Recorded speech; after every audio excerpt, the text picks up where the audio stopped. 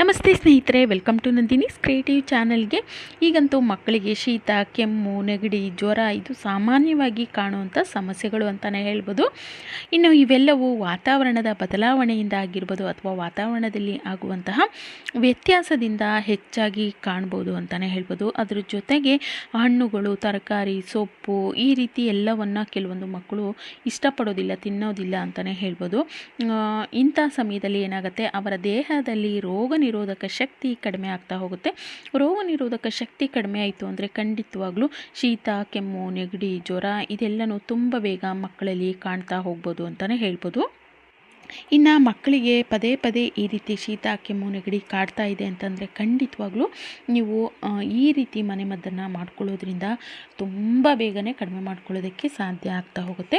ನೋಡಿ, ಈ ಒಂದು ಗಿಡ ಇತ್ತು ಅಂತಂದರೆ ಮಕ್ಕಳಿರುವಂಥ ಮನೆಯಲ್ಲಿ ಖಂಡಿತವಾಗ್ಲೂ ಶೀತ, ನೆಗಡಿ, ಕೆಮ್ಮು, ಜ್ವರನ ಆದಷ್ಟು ದೂರ ಇಡೋದಕ್ಕೆ ಸಾಧ್ಯ ಆಗ್ತಾ ಹೋಗುತ್ತೆ. ಇನ್ನು ಇದನ್ನು ದೊಡ್ಡಪತ್ರೆ ಅಂತ ಹೇಳಿ ಕೂಡ ಕರೀತಾರೆ, ಸಾಂಬ್ರಾಣಿ ಎಲೆ ಅಂತ ಹೇಳಿ ಕೂಡ ಕರೀತಾರೆ. ಒಂದು ಚಿಕ್ಕ ಪೀಸು, ಒಂದು ದಂಟನ್ನು ನೀವು ಈ ಒಂದು ದೊಡ್ಡಪತ್ರೆನ ನೆಟ್ಕೊಂಡ್ರೆ ನಿಮಗೆ ಇದು ತುಂಬ ಚೆನ್ನಾಗಿ ಬರುತ್ತೆ. ಒಂದು ಚಿಕ್ಕ ಪಾಟಲ್ಲಿ ನೆಟ್ಕೊಂಡ್ರೂ ಸಹ ಇದು ತುಂಬ ಚೆನ್ನಾಗಿ ಬೆಳೀತಾ ಹೋಗುತ್ತೆ ಅಂತಲೇ ಹೇಳ್ಬೋದು. ಇನ್ನು ಮಕ್ಕಳಿರೋವಂಥ ಮನೆಯಲ್ಲಿ ಖಂಡಿತವಾಗ್ಲೂ ಈ ಒಂದು ಗಿಡವನ್ನು ನೆಟ್ಕೊಳ್ಳೋದ್ರಿಂದ ನಿಮಗೆ ತುಂಬ ಅಂದರೆ ತುಂಬಾ ಇದು ಯೂಸ್ ಆಗುತ್ತೆ ಅಂತಲೇ ಹೇಳ್ಬೋದು. ವಿಡಿಯೋನ ಕೊನೆ ತನಕ ನೋಡಿ. ಇಷ್ಟ ಆಯಿತು ಅಂದರೆ ದಯವಿಟ್ಟು ಲೈಕ್ ಮಾಡಿ. ಹಾಗೆ ನೀವು ಇನ್ನೂ ನಮ್ಮ ಚಾನಲ್ಗೆ ಸಬ್ಸ್ಕ್ರೈಬ್ ಮಾಡ್ಕೊಂಡಿಲ್ಲ ಅಂದರೆ ದಯವಿಟ್ಟು ಈಗಲೇ ಸಬ್ಸ್ಕ್ರೈಬ್ ಕೂಡ ಮಾಡ್ಕೊಳ್ಳಿ. ಇನ್ನು ತುಂಬಾ ಚಿಕ್ಕ ಮಕ್ಕಳಿದ್ದಾರೆ ಅಂತಂದರೆ ಖಂಡಿತವಾಗ್ಲೂ ಅವರಿಗೆ ನೀವು ಈ ರೀತಿಯಾಗಿ ಮಾಡ್ಕೋಬೋದು. ನೋಡಿ, ನಾನು ಒಂದು ಹಂಚನ್ನು ಇಟ್ಕೊಂಡಿದ್ದೀನಿ ಗ್ಯಾಸ್ ಮೇಲೆ. ಅದು ಸ್ವಲ್ಪ ಬಿಸಿ ಆದಮೇಲೆ ಒಂದು ದೊಡ್ಡ ಪತ್ರೆ ಎಲೆನ ನೋಡಿ ಅದನ್ನು ಕಟ್ ಮಾಡಿಕೊಂಡು ಒಂದು ಸತಿ ನೀಟಾಗಿ ತೊಳ್ಕೊಬೇಕು. ತೊಳ್ಕೊಂಡು ಆದಮೇಲೆ ಅದನ್ನು ನೀಟಾಗಿ ನೀರೆಲ್ಲ ಹೋಗೋ ರೀತಿ ಒರೆಸ್ಕೋಬೇಕು. ಒರೆಸ್ಕೊಂಡಾದಮೇಲೆ ಅದನ್ನು ಈ ರೀತಿಯಾಗಿ ಹಂಚಿನ ಮೇಲೆ ಇಟ್ಕೊಂಡು ಈ ರೀತಿ ಬಿಸಿ ಮಾಡ್ತಾ ಹೋಗಬೇಕು. ನಿಮಗೆ ಗೊತ್ತಾಗುತ್ತೆ ಅದು ಬಿಸಿ ಆಗ್ತಾ ಇದೆ ಅಂಥೇಳಿ. ನೋಡಿ, ಈ ರೀತಿ ಸ್ವಲ್ಪ ಬಿಸಿ ಆಗ್ತಾ ಇದೆ ಅನ್ನೋಂಥ ಸಮಯದಲ್ಲಿ ಗ್ಯಾಸನ್ನು ಆಫ್ ಮಾಡಿಕೊಂಡು ಈ ಒಂದು ಎಲೆನ ತೊಗೋಬೇಕು. ಅಂದರೆ ಎಲೆ ಸ್ವಲ್ಪ ಬಿಸಿಯಾಗಿರಬೇಕು, ಕೈಯಿಂದ ಮುಟ್ಟಿದ್ರೆ ಅದು ಸ್ವಲ್ಪ ಬೆಚ್ಚಗಿರಬೇಕು. ಈ ರೀತಿ ಆಗಿರುವಂಥ ಈ ಒಂದು ದೊಡ್ಡ ಪತ್ರೆ ಎಲೆನ ತುಂಬಾ ಚಿಕ್ಕ ಮಕ್ಕಳಿದ್ದಾರೆ ಅನ್ನೋವಂಥ ಸಮಯದಲ್ಲಿ, ಅಂಥವರಿಗೆ ಶೀತ ಜಾಸ್ತಿ ಆಗಿದೆ ಅಥವಾ ಕಫ ಹೆಚ್ಚಾಗಿ ಆಗಿದೆ, ತುಂಬಾ ಮೂಗೆಲ್ಲ ಕಟ್ತಾ ಇದೆ ಅನ್ನೋವಂಥ ಸಮಯದಲ್ಲಿ ಈ ಒಂದು ಬಿಸಿ ಮಾಡಿರುವಂಥ ದೊಡ್ಡ ಪತ್ರೆ ಎಲೆನ ನೆತ್ತಿಯ ಮೇಲ್ಗಡೆ ಇಟ್ಬಿಟ್ಟು ಟೋಪಿ ಕಟ್ಟೋದಾಗಿರ್ಬೋದು ಅಥವಾ ಬಟ್ಟೆಯನ್ನು ಕಟ್ತೀವಿ ಅಂದರೆ ಆ ರೀತಿ ಕೂಡ ಇದನ್ನು ಹಾಗೆ ನೆತ್ತಿಯ ಮೇಲ್ಗಡೆ ಎಲೆನ ಇಟ್ಟುಬಿಟ್ಟು ಹಾಗೆ ಟೋಪಿ ಅಥವಾ ಬಟ್ಟೆನ ಕಟ್ಟಿ ಹಾಗೆ ಬಿಡಬೇಕು.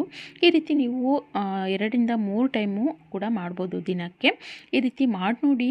ಎಷ್ಟೇ ಶೀತ ಅಥವಾ ಕಫ ಆಗಿದ್ರೂ, ಮೂಗು ಕಟ್ತಾ ಇದೆ ಅಂತಂದ್ರೂ ತುಂಬ ಬೇಗನೆ ಕಡಿಮೆ ಆಗುತ್ತೆ. ಅದರಲ್ಲೂ ಚಿಕ್ಕ ಮಕ್ಕಳಿಗೆ ತುಂಬ ಶೀತ ಆಗೋದಾಗಿರ್ಬೋದು ಅಥವಾ ಮೂಗು ಕಟ್ಟೋದು, ಕಫ ಇದೆಲ್ಲ ತುಂಬ ಬೇಗ ಆಗ್ತಾ ಇರುತ್ತೆ. ಈ ರೀತಿ ಮಾಡಿ ನೋಡಿ. ನೀವು ಎಲೆನ ಸ್ವಲ್ಪ ಬೆಚ್ಚಗೆ ಮಾಡಿಕೊಂಡು ಇದನ್ನು ನೆತ್ತಿಯ ಮೇಲ್ಗಡೆ ಇಟ್ಟುಬಿಟ್ಟು ದಿನಕ್ಕೆ ಒಂದು 2-3 ಟೈಮ್ ಆದರೂ ಈ ರೀತಿ ಮಾಡ್ತಾ ಬನ್ನಿ. ತುಂಬ ಬೇಗನೆ ಶೀತ ಅನ್ನೋವಂಥದ್ದು ಅಥವಾ ಕಫ ಅನ್ನೋವಂಥದ್ದು ತುಂಬ ಬೇಗನೆ ಕಡಿಮೆ ಆಗ್ತಾ ಬರುತ್ತೆ ಅಂತಲೇ ಹೇಳ್ಬೋದು. ನೆಕ್ಸ್ಟು 2ನೇ ಟಿಪ್ ಏನಪ್ಪ ಅಂತಂದರೆ, ಇದನ್ನು ಕೂಡ ಅಷ್ಟೇ ನಾನಿಲ್ಲಿ ಒಂದು ಹಂಚಿಟ್ಕೊಂಡಿದ್ದೀನಿ. ಅದಾದ ನಂತರ 2 ನಾನಿಲ್ಲಿ ದೊಡ್ಡ ಪತ್ರೆ ಎಲೆಗಳನ್ನು ತೊಗೊಂಡಿದ್ದೀನಿ. ಅದನ್ನು ಕೂಡ ಅಷ್ಟೇ ಒಂದು ಸತಿ ನೀಟಾಗಿ ವಾಶ್ ಮಾಡಿಬಿಟ್ಟು ನಂತರ ನಾನಿಲ್ಲಿ ನೀರಿನ ಅಂಶ ಎಲ್ಲ ಹೋಗಬೇಕು, ಅಲ್ಲಿ ತನಕ ನೀಟಾಗಿ ಎಲೆಗಳನ್ನು ನೀಟಾಗಿ ಪ್ರೆಸ್ ಮಾಡಿ ಒರೆಸ್ಕೊಂಡು ಅದಾದ ನಂತರ ಈ ರೀತಿ ಬಿಸಿ ಮಾಡ್ತಾ ಹೋಗಬೇಕು. ಫ್ಲೇಮನ್ನು ಕಡಿಮೆನೇ ಇಟ್ಕೋಬೇಕು. ಕಡಿಮೆ ಇಟ್ಕೊಂಡು ಈ ರೀತಿ ಬಿಸಿ ಮಾಡ್ತಾ ಹೋಗಬೇಕು ಎಲೆನ. ನೋಡಿ, ಇದಾಗಿದೆ. ಈಗ ಇದನ್ನು ನಾವು ಮಕ್ಕಳಿಗೆ ಕೊಡ್ತೀವಿ ಅಂದಾಗ ಖಂಡಿತವಾಗ್ಲೂ ಬಿಸಿ ಮಾಡ್ಕೊಂಡು ಕೊಡೋದ್ರಿಂದ ತುಂಬ ಬೇಗ ಶೀತ, ಕೆಮ್ಮು, ಕಫ ಎಲ್ಲನೂ ಕಡಿಮೆ ಆಗುತ್ತೆ. ಅಥವಾ ದೊಡ್ಡವರಿಗೆ ಅಂತಂದರೆ ನೀವು ಹಸಿ ಎಲೆಗಳನ್ನು ಹಾಗೆ ಕೂಡ ತಿನ್ಬೋದು. ಆದರೆ ಮಕ್ಕಳಿಗೆ ಅಂದ ತಕ್ಷಣ ಅದನ್ನು ಸ್ವಲ್ಪ ಬೆಚ್ಚಗೆ ಮಾಡಿ ಕೊಟ್ರೇ ತುಂಬಾ ಒಳ್ಳೆಯದು. ನೋಡಿ, ನಾನು ಬಿಸಿ ಮಾಡಿರುವಂಥ ಎಲೆಗಳನ್ನು ಅದರಲ್ಲಿ ನೋಡಿ ಈ ರೀತಿ ಪ್ರೆಸ್ ಮಾಡಿಬಿಟ್ಟು ಅದರಲ್ಲಿ ಇರುವಂತಹ ರಸವನ್ನು ಈ ರೀತಿ ಹಿಂಡ್ಕೊಬೇಕಾಗತ್ತೆ. ನೋಡಿ, ಈ ರೀತಿ ಪ್ರೆಸ್ ಮಾಡಿ ನೀರಿನಂಶ ಏನು ಬರುತ್ತೆ ಅದನ್ನು ಚೆನ್ನಾಗಿ ಹಿಂಡಿ ತೆಗೆದುಕೊಬೇಕಾಗತ್ತೆ. ನೋಡಿ, ಒಂದು 1/4 ಟೀ ಸ್ಪೂನಷ್ಟು ನಮಗೆ ಈ ಒಂದು ದೊಡ್ಡ ಪತ್ರೆಯ ರಸ ಈ ಒಂದು ಬೌಲಲ್ಲಿ ತೆಗೆದಿಟ್ಕೊಂಡಿದ್ದೀನಿ ನಾನು. 2 ಎಲೆಗಳನ್ನು ಮಾಡಿದ್ರೆ ಇಷ್ಟು ರಸ ನಮಗೆ ಸಿಗ್ತಾ ಹೋಗುತ್ತೆ.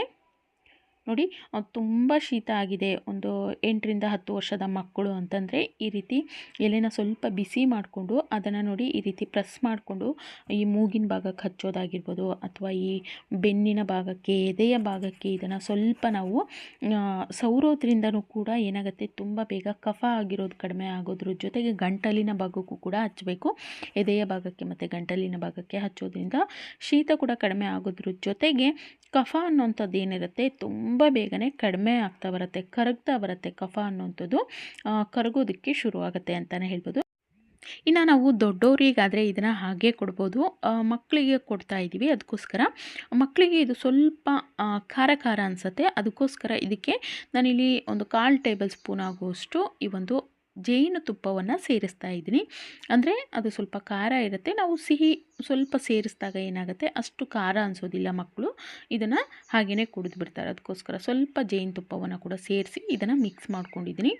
ನೋಡಿ, ಈ ಒಂದು ಏನು 1/4 ಟೇಬಲ್ ಸ್ಪೂನಷ್ಟು ದೊಡ್ಡಪತ್ರೆ ರಸ ತೊಗೊಂಡಿದ್ವಿ, ಅದಕ್ಕೆ ಒಂದು 1/4 ಟೀ ಸ್ಪೂನಷ್ಟು ನಾವು ಈ ಒಂದು ಜೇನುತುಪ್ಪವನ್ನು ಸೇರಿಸ್ಕೊಂಡು ಮಿಕ್ಸ್ ಮಾಡ್ಕೊಂಡಿದ್ವಿ. ಇದು ರೆಡಿಯಾಗಿದೆ. ಈಗ ಇದನ್ನು ನೀವು ಮಕ್ಕಳಿಗೆ ಕುಡಿಸ್ಬೋದು. ಇದನ್ನು ಒಂದು 10 ವರ್ಷದ ಒಳಗಿನ ಮಕ್ಕಳಿಗೆ ನೀವು ಖಂಡಿತವಾಗ್ಲೂ ಇದನ್ನು ಕುಡಿಸ್ಬೋದು. ಇದನ್ನು ಕುಡಿಸೋದ್ರಿಂದ ಜ್ವರ ಕೂಡ ಕಡಿಮೆ ಆಗೋದ್ರ ಜೊತೆಗೆ ಶೀತ, ಕಫ ಹೆಚ್ಚಾಗಿದೆ ಅಂದರೆ ಕಫ ಕರಗೋದಕ್ಕೆ ಶುರುವಾಗುತ್ತೆ, ಮತ್ತು ಶೀತ ಕಡಿಮೆ ಆಗುತ್ತೆ. ಮೂಗು ಕಟ್ಟಿದೆ ಅಂದರೆ ಅದು ಕೂಡ ಕಡಿಮೆ ಆಗೋದಕ್ಕೆ ಶುರುವಾಗುತ್ತೆ.